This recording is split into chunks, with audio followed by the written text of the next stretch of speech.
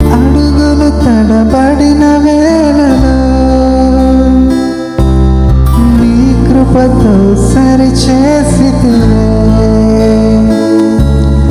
అడుగులు తడబడిన వేళలో నీ కృపతో సరిచేసితివే. నా అడుగులు స్థిరపరచి నీ సేవకై నడిచే కృప నాకిచ్చితివే.